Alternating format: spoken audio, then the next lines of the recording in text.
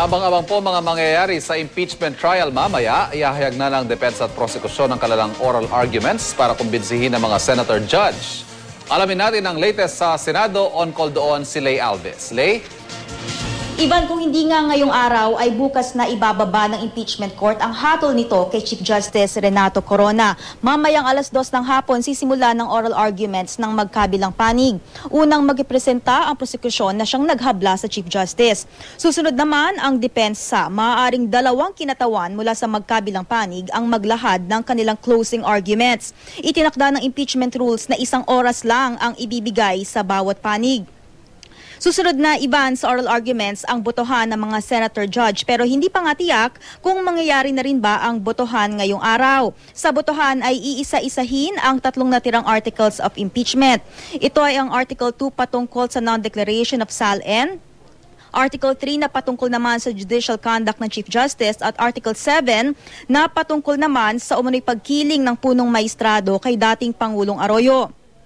Guilty o not guilty ang ibibigay na boto ng mga senator judge.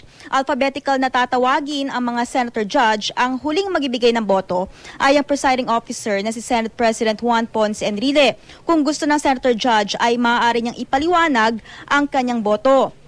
Ivan, kailangan ng 2/3 votes ng Senado o 16 senators para makonvict ang nasasakdal na punong maestrado. Ang parusa sa impeachment ay agarang pagtanggal sa pwesto at disqualification from holding public office. Wala pa raw desisyon si Chief Justice Corona kung siya ay dadalo sa pagtatapos ng paglilitis sa kanya.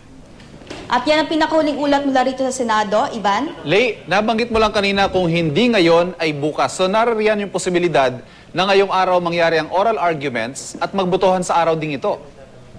Ivan, kasi ang pronouncements from some senators ay gusto muna nilang mapagnilay-nilayan yung mga maririnig nilang oral arguments ngayong araw. Kaya sinasabi nga nila na maybe they'll sleep on it tonight, tapos bukas ay magbobotohan na. Pero wala pang assurance kung bukas ba o baka mamaya ay ituloy na rin mamaya ang botohan, Ivan. Yes, Lay, si Juanito, no? Sabi mo kanina, 16 votes ang kailangan para, sabi nga, ma-impeach, no? Pero sinasabi naman nila, tama ba, 8 votes lang ang kailangan para hindi naman siya ma-impeach? Ganun nga ba?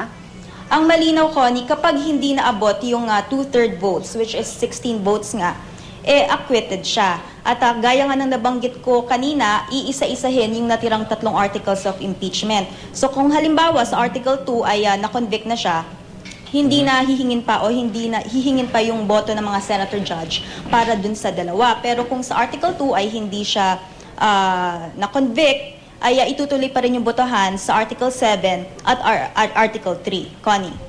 Okay, maraming salamat sa iyo, Lay Alves.